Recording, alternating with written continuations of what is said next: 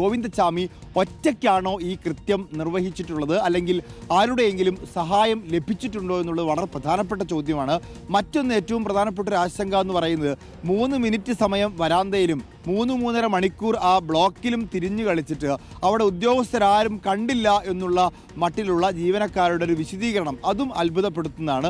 അപ്പോൾ ഈ 2 കാര്യങ്ങളിൽ വ്യക്തത വരുത്തണമെങ്കിൽ ഇന്ന് ജയിൽ DIGയുടെ റിപ്പോർട്ട് വളരെ പ്രധാനപ്പെട്ടതാണ്. എങ്ങനെയാണ് ജയിൽ ചാടിയത്, ആരുടെയെങ്കിലും സഹായം ഉണ്ടായിരുന്നോ എന്ന കാര്യങ്ങളൊക്കെ നമുക്ക് വ്യക്തമാവേണ്ടതുണ്ട്. അതിനുവേണ്ടി ജയിൽ ഉദ്യോഗസ്ഥരുടെ മൊഴി ഇന്ന് രേഖപ്പെടുത്തും എന്നാണ് നമുക്ക് മനസ്സിലാക്കാൻ സാധിക്കുന്നത്. കണ്ണൂർ സെൻട്രൽ ജയിലിൽ ഇപ്പോഴും പല ദുരൂഹതകളും ഉണ്ട് എന്നാണ് ആ ജയിലിനകത്തുനിന്ന് വരുന്ന റിപ്പോർട്ട്. ഇത്രയും സംഭവങ്ങൾ ഉണ്ടായിട്ടും 10-ാം ബ്ലോക്ക് അല്ലാതെ മറ്റു ബ്ലോക്കുകളൊന്നും പരിശോധിക്കാൻ ജയിൽ അധികൃതർ കൂട്ടാക്കിയിട്ടില്ല എന്നുള്ള വിവരവും നമുക്ക് ലഭ്യമാവുന്നുണ്ട്.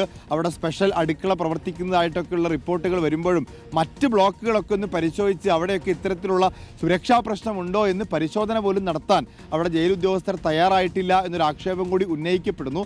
ഏതായാലും ഗോവിന്ദച്ചാമിയുടെ ജയിൽ ചാട്ടവുമായി ബന്ധപ്പെട്ട് ഈ അമാനുഷികമായ ജയിൽ ചാട്ടമാണോ അല്ലെങ്കിൽ മറ്റുള്ളവരുടെ സഹായത്തോടു കൂടി നടത്തിയതാണോ, ആർക്കെങ്കിലും പുറത്തുനിന്ന് പങ്കുണ്ടോ, ഇതെന്ന കാര്യങ്ങളിലൊക്കെ വ്യക്തത വരുത്തുന്ന രീതിയിൽ ഇന്ന് ജയിൽ DIGയുടെ റിപ്പോർട്ട് പുറത്തു വരും എന്നാണ് നമ്മൾ പ്രതീക്ഷിക്കുന്നത്.